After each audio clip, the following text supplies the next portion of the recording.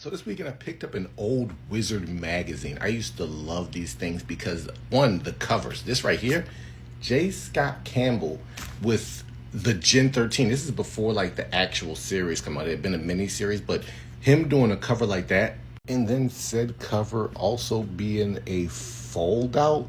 Come on. But since I have the book, let's go through it. First, the table of contents is talking about like an article with the people behind the new Gen 13 book, a mask giveaway inside the Kubert school, Peter David on his changing and making Aquaman like this gritty character, an ad for the death of Clark Kent. I forgot this was even a story.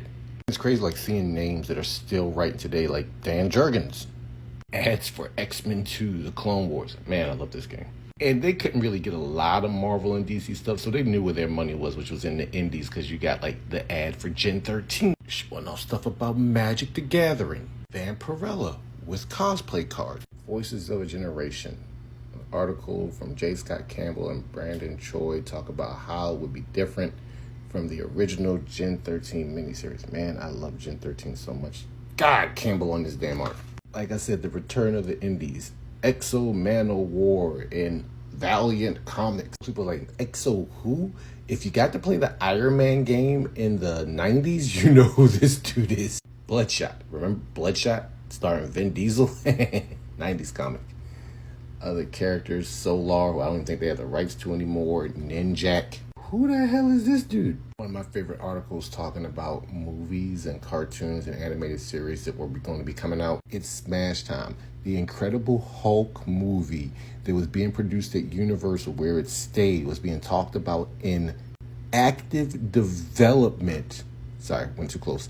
In 1995. This movie ain't come out for what, another 6, 7, maybe 8 years? Tom Cruise working on The Mark. Man, that man wanted to be in comic book movies so bad. Remember when he owned Iron Man? Antonio Banderas and Anne Rice's The Mummy. Mark Hamill talking about his new movie Village of the Damned. Aquaman, hero of the beach. How the creative team took the character and gave him a harpoon hand. Yeah, we all remember that. During this time period, Peter David took him from being like a joke to being an actual badass. The X-File comic book that came out. Good God. Remember when I was talking about the indies? Ultra Force toys. And everybody remembers Ultra Force, right?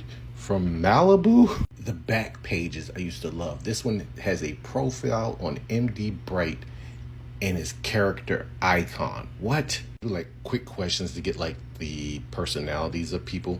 And my favorite part about the Wizard magazine, or one of my favorite parts, the price guide to tell you what is what. Wasn't I just talking about this Incredible Hulk issue? This is the one where DC threw in a cameo of Hal Jordan. A nice $1.95. Hardware number 21. I wonder how much my hardware number 1 was worth back then.